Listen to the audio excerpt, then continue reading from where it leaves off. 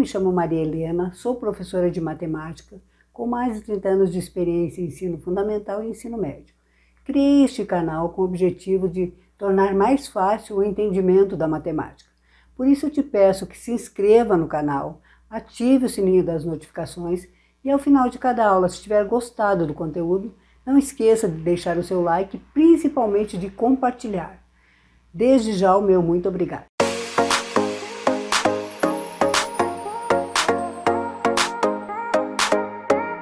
Nesta aula nós vamos falar de frações equivalentes e de simplificação de frações. Vamos começar com frações equivalentes. O nome lembra o quê? Equivalente significa o quê? Que se equivalem ou que representam a mesma quantidade. Então vamos imaginar que eu tenha uma caixa de bombom com 30 bombons e que queira distribuir a metade entre meus amigos. Como é que é essa fração? Lembrando que o denominador da fração sempre me diz a quantidade, o total, né? Ou em quantas partes iguais o inteiro foi dividido. Como eu vou distribuir a metade? Qual é a metade de 30? É 15. 15 representa a metade de 30, assim como a fração 1/2 representa a metade do inteiro. Então eu posso escrever tanto 15 sobre 30, como escrever 1/2. Eu estou dizendo a mesma coisa, elas se equivalem. Imaginem agora que eu divida o numerador e o denominador dessa fração por 5. Eu vou ter uma nova fração que é 3/6. Mas 3 também não é metade de 6? Então esta fração também equivale à fração 1/2. E se eu multiplicar? Vamos escolher um número? 3, por exemplo. Se eu multiplicar aqui por 3 e aqui por 3, 3 vezes 5 dá 45 e aqui vai dar 90. 45 também é a metade de 90. Então, e se eu multiplicar por 2 de novo? Né? Eu vou ter 90 sobre 180, que é a mesma coisa que 45 sobre 90, que é a mesma coisa que 15 sobre 30, tá certo? Que é a mesma coisa que 3 sobre 6 e que é a mesma coisa que 1/2. Todas essas frações, apesar de estarem escritas de forma diferente, representam a mesma parte do inteiro. Então eu digo que elas são frações equivalentes. E essa fração 1/2 eu chamo de fração irredutível. I significa negação, então redutível, I significa não mais dá para reduzir. Significa que não dá mais para dividir o numerador e o denominador pelo mesmo número. Então, para encontrar frações equivalentes, basta que eu multiplique ou divida o numerador e o denominador pelo mesmo número. Prestem atenção, tem que ser pelo mesmo número. Se eu dividir só o numerador, errei. Só o denominador, também errei. Então, posso multiplicar ou dividir, desde que eu faça no numerador e no denominador. Eu vou obter uma nova fração que representa a mesma quantidade, mas que está escrito de forma diferente.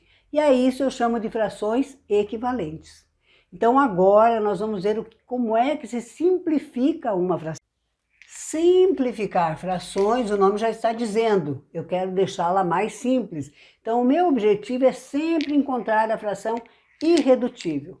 Eu posso fazer isso, por exemplo, encontrando o máximo divisor comum entre 42 e 78 e aí fazer essa simplificação de uma vez só. Por exemplo, 42 e 78. Vocês lembram do máximo divisor comum que foi visto em aulas anteriores? Eu só posso colocar um número primo aqui, lembrando que aqui só números primos, quando ambos forem divisíveis por este número primo. 42 é par, 78 também é par. Então, eles ambos são divisíveis por 2. Fazendo a divisão aqui, eu vou encontrar 21 e eu vou encontrar 39. Agora, ambos são divisíveis por 3.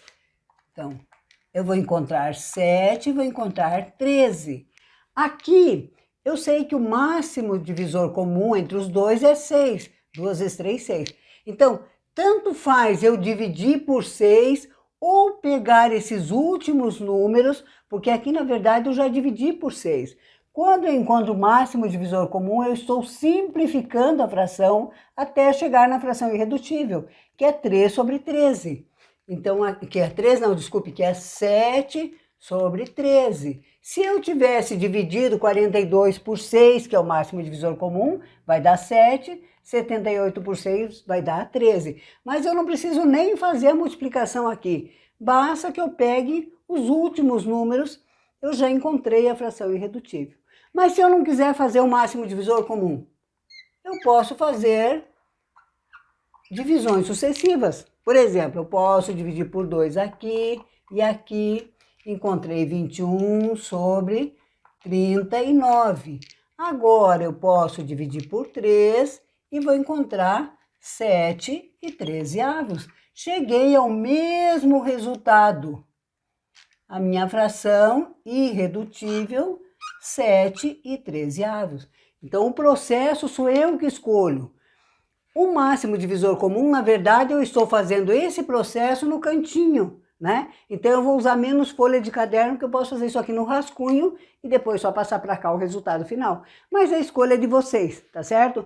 Vamos ver mais alguns exemplos. Então, vamos lá. 288 sobre 192. Fazendo o máximo divisor comum. Então, começo no 2, vai dar 144 e vai dar 96. Ainda vou continuar com 2, porque ambos são divisíveis por 2. Vai dar 72 e vai dar 48.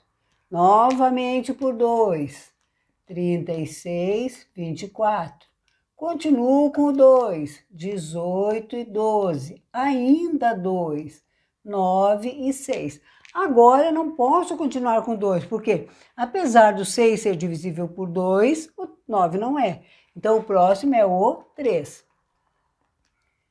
Quando chegou aqui, terminou a minha conta. E olha que interessante, eu não preciso multiplicar aqui para encontrar qual é o máximo divisor comum. Porque quando eu fui fazendo isso, eu fui reduzindo a minha fração até chegar na fração irredutível. Então, o resultado da minha conta já está aqui. Simplificando essa fração, eu vou chegar em 3/2. Encontrar o máximo divisor comum nada mais é do que simplificar lá do ladinho, né, na minha folhinha de rascunho e depois só colocar o resultado.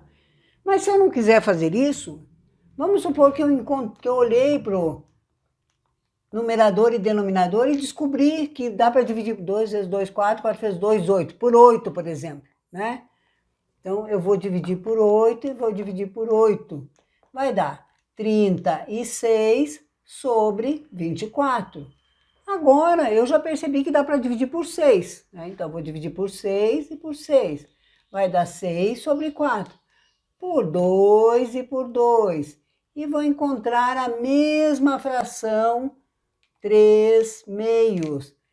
A escolha é de vocês.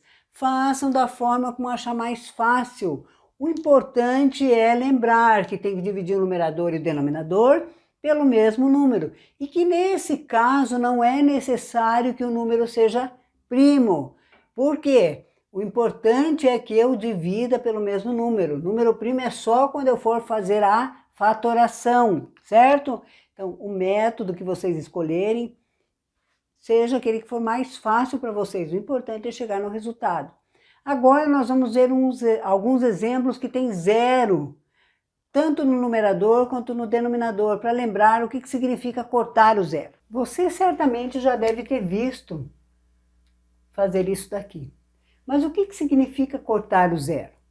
Cortar o zero nada mais é do que dividir o numerador e o denominador por 10, né? Lembrando, se eu tenho um zero no numerador, eu tenho que ter um zero no denominador para poder cortar, porque eu dividi por 10 e dividi por 10. Por exemplo, 20 dividido por 10. Eu não preciso fazer a continha, basta cortar o zero, vai dar 2, tá certo? Então, cortar o zero é simplesmente dividir por 10. Não esqueçam, por favor. E olhe o tanto que simplifica a nossa vida. Agora que vou ficar com 16 sobre 320. Eu posso dividir o numerador e o denominador por 16, né? Dividindo por 16, eu vou ter 1/20, uma fração irredutível. Facilite bastante a nossa vida. Nesse exemplo de baixo, olha, eu tenho 1, 2, 3, 4 zeros, 1, 2, 3, 4 zeros. Então, eu posso cortar. Posso cortar um de cada vez ou os 4 de uma vez só. Desde que eu tenha a mesma quantidade no numerador e no denominador. Então, aqui vai ficar 2 sobre 12.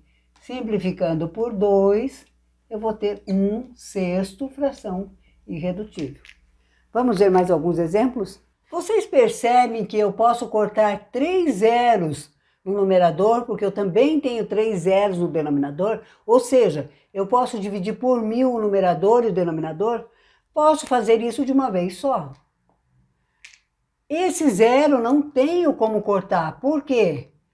Porque só tem no numerador, no denominador não tem. Não esqueçam, eu só posso dividir quando eu posso dividir o numerador e o denominador pelo mesmo número. Aqui eu percebi que dá para dividir os dois por 9, ó. Certo? Então, vai dar 70 sobre 3, sobre 2, desculpe, né? E aqui vai dar 35, que é o resultado da minha conta. Então, esse aqui deu um número inteiro. Quando eu simplifiquei, a minha fração irredutível é o número inteiro. Então, aqui embaixo eu poderia colocar 1 ou deixar só o 35, tá certo? Aqui eu posso dividir por 100 e posso dividir por 100. Vai sobrar 75 sobre 100. Eu posso dividir diretamente por 25, né? Que vai dar 3/4. Lembrando que, se eu não perceber que dá para dividir por 25, eu faço por 5, depois por 5 e vou chegar ao mesmo resultado. Mesma coisa aqui, eu posso fazer por 3, depois por 13 e vou chegar ao mesmo resultado, tá certo? Eu espero que tenha ficado bem claro esse conteúdo, porque ele é muito importante para as nossas próximas aulas, que são operação com frações. Tanto a simplificação, né, como a equivalência de frações vão ser muito usadas nos próximos conteúdos, tá certo? Muito obrigada e até a próxima.